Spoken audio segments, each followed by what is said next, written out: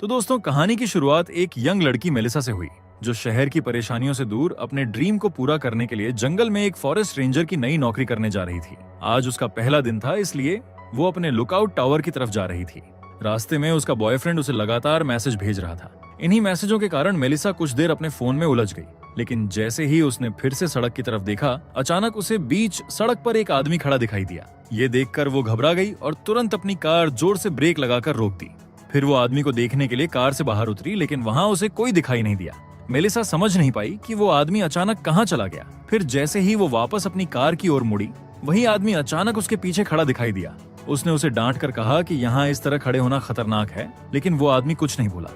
उसने सिर्फ इशारों में बताया कि उसे बात करने की अनुमति नहीं है। मेलिसा को यह सब बहुत अजीब लगा और वो सोचने लगी कि ये आदमी आखिर है कौन। तभी वहां सैम नाम का एक और आदमी पहुंच गया अपने दोस्त के साथ। सैम ने बताया कि ये उसका दोस्त स्कीयर है और वो जंगल के इस इलाके की निगरानी कर रहा था। ये सुनकर मेलिसा की थोड़ी टेंशन कम हुई, लेकिन तभी मेलिसा की नजर उनके हथियारों पर पड़ी, जिससे उसे शक हुआ कि शायद वे यहाँ हंटिंग कर रहे हैं। ये सुनकर सैम ने उसे समझाया कि वे सिर्फ इलाके की निगरानी कर रहे हैं और हथियार वे अपनी सुरक्षा के लिए साथ रखते हैं। उसने ये भी बताया कि जंगल में हथियार रखने पर कोई प्रतिबंध नहीं है, इसलिए चिंता की कोई बात नहीं है। मेलिसा को उन्हें रोकने की कोई वजह नहीं मिली, इसलिए वो उन्हें जाने देती हुई आगे बढ़ गई।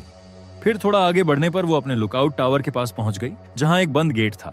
वो कार से उतरी, गेट खोला और कार अंदर ले गई। फिर वो वापस बाहर आकर गेट बंद करने लगी, लेकिन उसे ये ध्यान नहीं रहा कि उसी समय उसकी कार का रेडियो अचानक गड़बड़ करने लगा था। खैर, जैसे ही वो गेट बंद कर रही थी, दूर से एक अनजान कार तेज रफ्तार में उसकी तरफ आती दिखाई दी। मेलिसा घबरा गई और जल्दी जल्दी गेट बंद करने लगी। वो कार उसके बिल्कुल सामने आकर रुक गई और उसमें बैठा अजनबी आदमी उसे घूरता हुआ देखने लगा, जिससे माहौल अजीब और तनाव भरा हो गया। इसलिए किसी परेशानी में पड़े बिना मेलिसा ने तुरंत गाड़ी में बैठकर वहां से निकल जाना ही सही समझा। जिसके बाद वो अपने लुकआउट टावर पहुंच गई। वहां उसे बिली नाम का एक नौजवान मिला, जो काफी जल्दी में दिखाई दे रहा था। मेलिसा ने उसे रास्ते में हुई उस अजीब घटना के बारे में बताया, लेकिन बिली ने उसकी बातों में कोई दिलचस्पी नहीं दिखाई। उसने बस इतना कहा कि कैप्टन एजवुड बहानों को पसंद नहीं करते। फिर वो बोला कि ये काम ज्यादा मुश्किल नहीं है और उसके पास यहाँ काफी खाली समय रहेगा। उसने ये भी बताया कि उसने इस इलाके में कई अजीब चीजें देखी हैं। ये सुनकर मेलिसा थोड़ी घबरा गई। बात खत्म होते ही बिली ने जल्दी से कार की चाबी उठाई और बिना समय गवाए वहां से चला गया। बिली के जाने के बाद मेलिसा उत्साहित होकर लुकआउट टावर पर चढ़ गई। वहां उसे कुछ बुनियादी सामान मिला। फिर कुछ देर बाद उसे बोरियत महसूस होने लगी, इसलिए उसने सोचा कि अब सामान अंदर ले जाना चाहिए। जिसके बाद उसने रेडियो से संपर्क करने की कोशिश की, लेकिन रेडियो काम नहीं कर रहा था क्योंकि जनरेटर बंद था। इसलिए वो तुरंत नीचे उतरी और जनरेटर चालू की। तभी समय देखकर उसे एहसास हुआ कि वो अपनी रिपोर्ट देने में देर कर चुकी है। काफी कोशिश के बाद जब उसने रेडियो पर संपर्क किया, तो उसके बॉस ने पहले ही दिन देर होने पर नाराजगी जताई। मेलिसा कारण बताने की कोशिश करती रही, लेकिन जैसा बिली ने कहा था, बॉस ने उसके किसी भी बहाने पर विश्वास नहीं किया और उसे अधिक जिम्मेदार बनने की सलाह दे दी।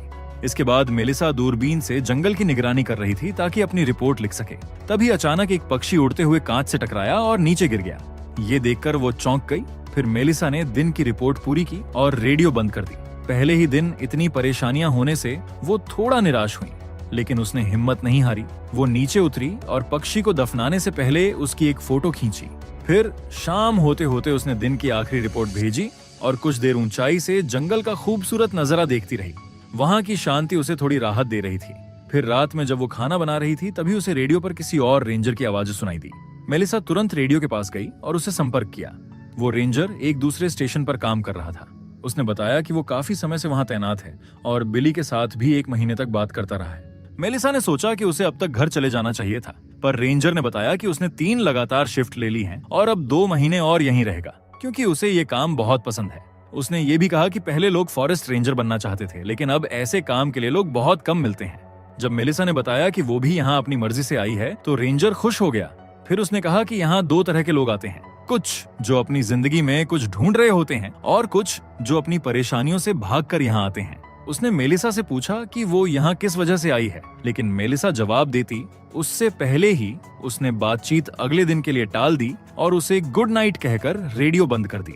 जिसके बाद मेलिसा ने हेडफोन्स लगाए और सोने की कोशिश करने लगी। तभी अचानक हमें टावर के पास आसमान से एक चमकीली चीज गिरती हुई नजर आई। खैर, अगली सुबह मेलिसा ने थोड़ी देर कसरत की और फिर नहाने के लिए बाहर चली गई। तभी उसे महसूस हुआ कि कोई दूर से उसे देख रहा है। असहज होकर वो तुरंत टावर की तरफ लौट आई। वास्तव में दूर झाड़ियों के पीछे से स्कीर उसे देख रहा था, लेकिन मेलिसा को वो नजर नहीं आया। वो तुरंत ऊपर गई और दूरबीन से जंगल का निरीक्षण करने लगी, मगर वहां उसे कोई दिखाई नहीं दिया। इसलिए मेलिसा ने इसे नजरअंदाज किया और अपनी रिपोर्ट भेजकर थोड़ा घूमने निकल पड़ी। चलते चलते उसे रास्ते में जमीन पर एक खतरनाक जाल दिखाई दिया। उसने एक लकड़ी की मदद से उसे सावधानी से निष्क्रिय किया और फिर बिना रुके आगे बढ़ती रही। आगे जाकर उसे एक अजीब चीज मिली, जैसे किसी जानवर की उतरी हुई खाल, और उस पर नीले रंग का खून लगा था। इसे देखकर वो हैरान रह गई। तभी पास से कुछ आवाजें आईं और उसका ध्यान उस तरफ चला गया जहां उसे एक फेंका हुआ स्पीकर और उसके पास एक टेंट दिखाई दिया। उसने स्पीकर बंद किया और टेंट के अंदर झांक कर देखा, जहां उसे कोई दिखाई नहीं दिया। फिर वो वापस जाने ही वाली थी कि अचानक उसके सामने एक औरत खड़ी दिखाई दी। उस औरत की टांगों पर गहरी जलने के निशान थे और वो बहुत अजीब आवाज में बड़बड़ा रही थी। मेलिसा समझ गई कि वो घायल है और उसे मदद की जरूरत है। वो उसे सहारा देकर धीरे धीरे अपने लुकआउट टावर की तरफ ले जाने लगी। उस दौरान उसे पता चला कि उस औरत का नाम कॉनली था। फिर जैसे जैसे वे आगे बढ़ते गए, पीछे टेंट के आसपास का जमीन पर जला हुआ बड़ा इलाका दिखाई देने लगा। टावर पहुंचकर मेलिसा ने कॉनली को सीढ़ियों पर बैठा दिया, क्योंकि वो लगातार डर और घबराहट में कुछ उलझी उलझी बातें कर रही थी। तब मेलिसा ने सोचा कि पहले उसे मेडिकल मदद दिलाना जरूरी है, इसलिए वो जल्दी से ऊपर गई ताकि रेडियो के जरिए मदद बुला सके और प्राथमिक उपचार की चीजें ले आए। पर सीढ़ियां चढ़ते समय उसका सोलर पैनल गलती से गिरकर नीचे टूट गया, लेकिन मेलिसा ने खुद को शांत रखा और मदद बुलाने पर ध्यान केंद्रित किया। उसने रेडियो पर पूरी स्थिति बताई और रेस्क्यू टीम भेजने की रिक्वेस्ट की। जवाब में बताया गया कि कैप्टन एजवुड पास में ही गश्त कर रहे हैं और जल्द वहां पहुंच जाएंगे। ये सुनकर मेलिसा तुरंत फर्स्ट एड किट लेकर नीचे आई, लेकिन नीचे पहुंचकर उसने देखा कि कॉनली वहां नहीं थी। उसने इधर उधर देखा तो कॉनली थोड़ी दूर खड़ी जंगल की ओर घूर रही थी। मेलिसा उसके पास गई और समझने की कोशिश की कि उसे क्या हुआ है। कॉनली अब भी कुछ नहीं बोल रही थी, लेकिन उसके चेहरे पर फैला डर साफ बता रहा था कि जैसे कोई बड़ी मुसीबत उन पर आने वाली हो। दूसरी ओर कैप्टन एजवुड अपनी टीम के साथ गश्त कर रहा था। तभी उसे कॉनली के रेस्क्यू की सूचना मिली। उसे ये सब पसंद नहीं आया, लेकिन वो अपना फर्ज निभाने के लिए मजबूर था। अनमने मन से उसने मेलिसा की मदद करने का फैसला किया और लुकआउट टावर की तरफ बढ़ने लगा, जिसके बाद एजवुड टावर पहुंचा। मेलिसा ने तुरंत उसे कॉनली की जली हुई टांगों और उसकी खराब हालत के बारे में बताया। एक रेंजर कॉनली को गाड़ी तक ले गया, जबकि एजवुड गुस्से में मेलिसा के पास आया। उसने मेलिसा को सख्त लहजे में याद दिलाया कि उसकी असली ड्यूटी टावर में रहकर जंगल में फायर वॉच करना है, ना कि इधर उधर जंगल में घूमना। फिर जाने से पहले उसने मेलिसा को आदेश दिया कि अगली रिपोर्ट से पहले सोलर पैनल ठीक कर दे। इन सब घटनाओं की वजह से मेलिसा मानसिक रूप से काफी थक गई थी। वो कुछ देर आराम करने के लिए लेट गई और कब उसे नींद आ गई उसे खुद भी पता नहीं चला। जब उसकी आंख खुली तो उसे एहसास हुआ कि वो फिर से रिपोर्ट भेजने में देर कर चुकी थी। फिर भी उसने अपनी ड्यूटी के प्रति जिम्मेदारी दिखाते हुए तुरंत रिपोर्ट भेज दी, लेकिन उसके मन में ये डर था कि इस बार उसे सजा जरूर मिलेगी। सौभाग्य से उस समय दूसरी तरफ से एक दूसरा रेंजर मिला। उसने मेलिसा को चिंतित न होने के लिए कहा और उसे भरोसा दिलाया कि सब ठीक रहेगा। जिसके बाद मेलिसा नीचे गई और जनरेटर फिर से चालू की। वापस ऊपर आने पर उसे जमीन पर एक बैग पड़ा दिखाई दिया। जिज्ञासा के कारण उसने बैग उठाया और खोल कर देखा। उसके अंदर अलग अलग तरह के कई पत्थर थे। फिर रात में उसने एक मैगजीन में उन पत्थरों के बारे में जानकारी देखने की कोशिश की और कॉनली की कही बातों के बारे में भी सोचती रही। तभी रॉय की कॉल आई। उसे पूरी घटना की खबर मिल चुकी थी। उसने मेलिसा को हिम्मत दी और कहा कि अगर वो समय पर मदद नहीं करती तो शायद कॉनली बच नहीं पाती। रॉय की बातों से मेलिसा को थोड़ी राहत मिली और उसे लगा कि कम से कम उसने अपना काम सही रूप से पूरा किया है। इसी बीच दूर आसमान में एक बड़ा तूफान बनता दिख रहा था। दूसरी तरफ स्कीर भी जंगल में इधर उधर घूमता नजर आया। वो जमीन पर कुछ खोज रहा था और तभी उसे एक चमकीला पत्थर मिला, बिल्कुल वैसा ही जैसा मेलिसा को बैग में मिला था। और वही मेलिसा ने अभी अभी रॉय से बात खत्म की ही थी कि अचानक लाइट चली गई। उसने सोचा कि इतनी थकान के बाद आज जल्दी सो जाना ही ठीक रहेगा। फिर उसने हेडफोन्स लगाए, लेकिन तभी उसका फोन बंद हो गया। उसी समय बिना छुए रेडियो अपने आप चालू हो गया। मेलिसा को ये बहुत अजीब लगा और वो सावधानी से रेडियो के पास गई। उसने माइक्रोफोन उठाकर पूछा कि कोई लाइन पर है या नहीं, लेकिन कोई जवाब नहीं मिला। जैसे ही वो पीछे हटने लगी, अचानक फ्रीक्वेंसी अपने आप बदलने लगी और रेडियो से एक बेहद डरावनी आवाज गूंजने लगी। ये सुनकर मेलिसा डरी सहमी रह गई। फिर अगली सुबह वो पहले जैसा उत्साह महसूस नहीं कर रही थी, लेकिन फिर भी उसने अपनी जिम्मेदारी निभाना जारी रखा। हालांकि एजवुड ने उसे टावर में रहने को कहा था, फिर भी मेलिसा ने उस आदेश को नजरअंदाज किया और कैंप की जांच करने का फैसला किया। उसने अपना बैग तैयार किया और टावर से नीचे उतरकर जंगल की ओर चल दी। जब वो उस जले हुए कैंप तक पहुंची तो उसने वहां की तस्वीरें खींचनी शुरू कर दी। तभी वहां एक कैंपर आ गया और उससे बात करने लगा। वो जानना चाहता था कि यहाँ आखिर क्या हुआ होगा। मेलिसा के पास कोई पक्का जवाब नहीं था। वो सिर्फ इतना कह सकी कि शायद किसी जानवर का हमला हुआ होगा कैंपर ने पूछा कि क्या उसे चिंता करनी चाहिए क्योंकि उसका कैंप यहीं पास में था। मेलिसा ने मन ही मन समझ लिया कि ये किसी बेयर का काम बिल्कुल नहीं था, ये कुछ और था और ज्यादा खतरनाक। लेकिन मेलिसा का अब बात करने का मन नहीं था, इसलिए वो चुप होकर अपने काम में लग गई। कैंपर ने उसकी चुप्पी को समझ लिया और अपने कैंप की ओर लौट गया। जाने से पहले उसने सावधानी बरतने की सलाह दी। उसकी ये बात सुनकर मेलिसा थोड़ा सतर्क हो गई और एहतियात के तौर पर उसकी भी एक फोटो खींच ली। फिर उस रात मेलिसा टॉवर की बालकनी पर बैठकर दूर घने जंगल की ओर देखती रही। उसे नींद नहीं आ रही थी, इसलिए उसने समय बिताने के लिए रॉय से रेडियो पर बात करना शुरू किया। रॉय ने फिर से ये समझने की कोशिश की कि मेलिसा अपनी जिंदगी में किस चीज से भाग रही थी। उसे महसूस हुआ कि वो बहुत निजी बात पूछ रहा है, लेकिन उसने बताया कि उसकी पत्नी मनोचिकित्सक थी, इसलिए उसे इंसानों की भावनाएं समझने का थोड़ा अनुभव हो गया था। बात करते करते मेलिसा को पता चला कि रॉय की पत्नी का हाल ही में निधन हो गया था। ये सुनकर मेलिसा दुखी हो गई, लेकिन रॉय ने कहा कि जब वो इस टॉवर से पेड़ों और पहाड़ों को देखता था तो उसे अपनी पत्नी की सिर्फ अच्छी यादें ही याद आती थीं। रॉय की बातें सुनकर मेलिसा को उससे अपनापन महसूस होने लगा, इसलिए उसने अपने दिल की बात बतानी शुरू की। उसने बताया कि वो यहाँ इसलिए आई थी ताकि अपनी जिंदगी में कुछ नया अर्थ ढूंढ सके। वो अपनी पुरानी जिंदगी में बिल्कुल खुश नहीं थी और उसे लगा था कि इस जगह पर रहकर वो खुद को ठीक कर पाएगी। उसे ये भी एहसास था कि वो अपनी परेशानियों से भाग रही थी, लेकिन रॉय ने उसे हिम्मत दी कि वो अपने डर का सामना करे और अपने लिए वही काम करे जिससे उसे सच्ची खुशी मिल सके। फिर अगले दिन की सुबह मेलिसा ने रोज की तरह अपनी ड्यूटी पूरी की और फिर जल्दी से जंगल की ओर निकल पड़ी। वही रहस्यमयी आदमी जिसे उसने पहले देखा था, वो भी उसी जंगल में घूमता नजर आया। खैर, जंगल में आगे बढ़ते हुए मेलिसा को अचानक एक डरावनी आवाज सुनाई देने लगी। वो आवाज लगातार तेज होती गई, जिसके कारण मेलिसा डर कर भागने लगी। लेकिन भागते समय उसका पैर एक छिपे हुए जाल में फंस गया। वो खुद को छुड़ाने की कोशिश करती रही, पर पैर में तेज दर्द होने लगा और उसका डर और बढ़ गया, क्योंकि वही भयानक आवाज फिर से आसपास गूंजने लगी थी। तभी वही रहस्यमयी आदमी वहां आ पहुंचा और उसने मेलिसा को जाल से निकलने में मदद की। हालांकि उसने उसे बाहर निकाल दिया, लेकिन मेलिसा अब भी उस पर भरोसा नहीं कर पा रही थी। दर्द के कारण वो मुश्किल से खड़ी हो पाई और सोचने लगी कि शायद वो अब चल नहीं सकेगी। ये समझकर आदमी ने तुरंत उसे टॉवर तक छोड़ने की बात कही, लेकिन ये सुनकर मेलिसा चौंक गई, क्योंकि उसने उसे कभी अपने लुकआउट टॉवर के बारे में बताया ही नहीं था। आदमी ने दावा किया कि मेलिसा ने ही पहले बताया था, लेकिन मेलिसा को अब उसकी हर बात अजीब लगने लगी। ये सोचकर वो धीरे धीरे पीछे हटने लगी और उसने साफ कर दिया कि अब उसे किसी मदद की जरूरत नहीं है। वो उसका भरोसा जीतने की लाख कोशिश कर रहा था, लेकिन मेलिसा सतर्क रहती हुई उससे दूर जाने लगी। अचानक वो आदमी गुस्से में आ गया और जोर देकर कहा कि उसे हर हालत में मेलिसा को वापस ले जाना होगा। ये सुनते ही मेलिसा डर गई, लेकिन उसने तुरंत हिम्मत जुटाई और अपना बेयर स्प्रे निकालकर उसकी ओर तान दी। आदमी ने उसका ये कदम गलत बताया और गुस्से में कहा कि मेलिसा के पास ऐसी चीज है जो उसी की है। उसने चेतावनी दी कि वो चीज लेकर ही रहेगा, चाहे मेलिसा उसकी बात माने या ना माने। जैसे ही वो आदमी आगे बढ़ा, मेलिसा ने तुरंत उस पर बेयर स्प्रे मारा, लेकिन उसका कोई असर नहीं हुआ। इससे वो आदमी और भी ज्यादा गुस्से में आ गया। उसने स्प्रे उसके हाथ से छीन लिया और जोर देकर उसे अपने साथ चलने को कहा।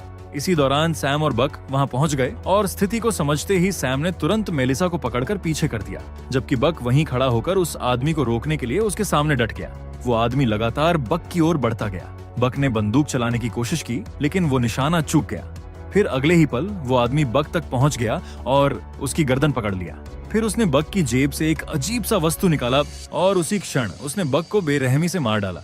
यह भयावह दृश्य देखकर सैम और मेलिसा घबरा गए और अपनी जान बचाने के लिए तेजी से कार की तरफ भागे।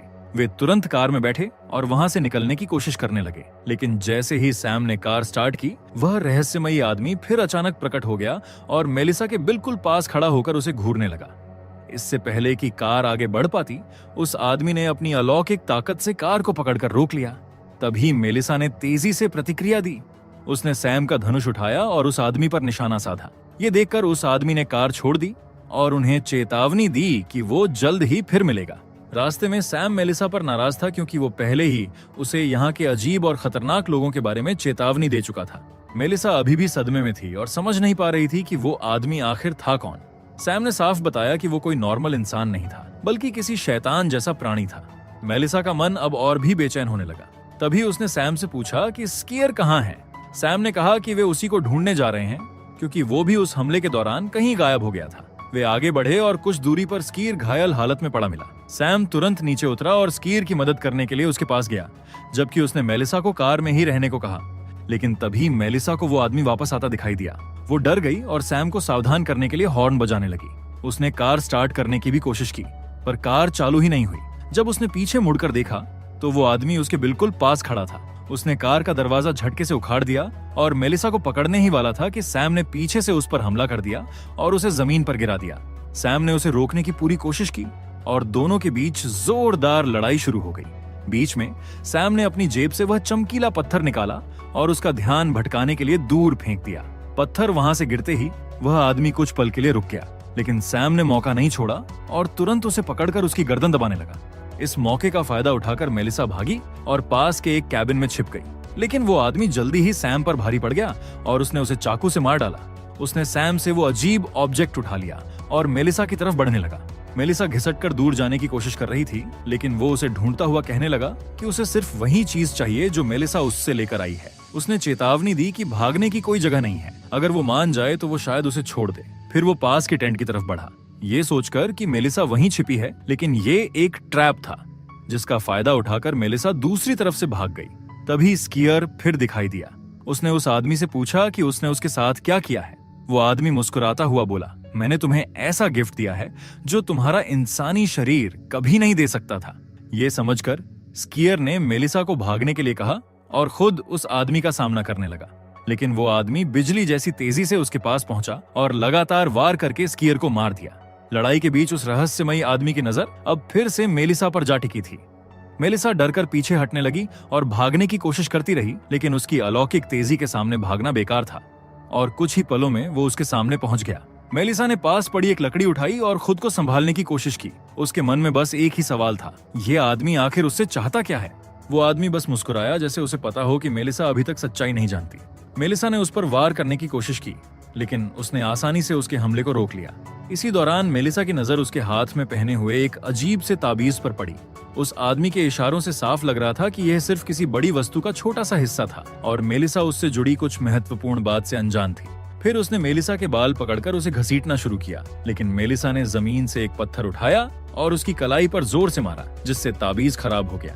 ये देखकर वो आदमी गुस्से से पागल हो गया और मेलिसा पर हमला करने पीछे मुड़ा, लेकिन तभी मेलिसा ने उसी पत्थर से उसके सिर पर जोर से वार किया और कुछ ही सेकंड में उसके सिर से नीला खून बहने लगा। फिर मौका मिलते ही मेलिसा वहां से भागी। वो आदमी अपने सिर से निकलते नीले खून को देखकर और ज्यादा क्रोधित हो गया। वो आदमी मेलिसा का पीछा करता करता रहा, लेकिन उसका शरीर कमजोर पड़ता जा रहा था। फिर मेलिसा दौड़ती हुई अपने लुकआउट टावर पहुंच गई। वो जल्दी से ऊपर चढ़ी, उस अननोन स्टोन्स को छुपाया और अपनी सुरक्षा के लिए एक एक्स उठा लिया। इसी समय टावर में एक अजनबी दिखाई दिया। ये देखकर वो और डर गई और सतर्क होकर पीछे हट गई। फिर उसे पता चला कि वो अजनबी और कोई नहीं बल्कि वही रॉय था जिससे वो हर रात रेडियो पर बात किया करती थी। लेकिन तुरंत ही वो रहस्यमयी आदमी ऊपर आ गया और रॉय को जोर से धक्का देकर टावर से नीचे फेंक दिया। अब वो आदमी टावर में घुसकर उन पत्थरों को ढूंढने लगा। मेलिसा डरते हुए नीचे गिरे रॉय को देख रही थी। हिम्मत जुटाकर मेलिसा ने फैसला किया कि वो मुकाबला करेगी। उसने बाकी बचे स्टोन्स उठाए और टावर से नीचे फेंक दिए। वो आदमी उन स्टोन्स के पीछे दौड़ पड़ा। मेलिसा भी एक्स लेकर नीचे उतरी और रॉय के पास गई। रॉय अभी जिंदा था, लेकिन बहुत गंभीर रूप से घायल था। उधर वो आदमी घबराकर स्टोन्स ढूंढने लगा, लेकिन उसे एहसास हुआ कि ये तो नॉर्मल पत्थर है। वो गुस्से में मेलिसा की तरफ बढ़ा और जैसे ही वो हमला करने गया, मेलिसा ने एक्स उसके कंधे पर मार दिया, जिसके कारण वो दर्द से जमीन पर गिर पड़ा और मेलिसा थक कर वहीं बैठ गई। उसी समय हमें पता चलता है कि ये क्रीचर अपनी चेतना किसी भी शरीर में डाल सकता है। तब अचानक रॉय का शरीर अजीब तरह से कांपने और हिलने लगा, मानो वो प्राणी उसे अपने वश में करने की कोशिश कर रहा हो।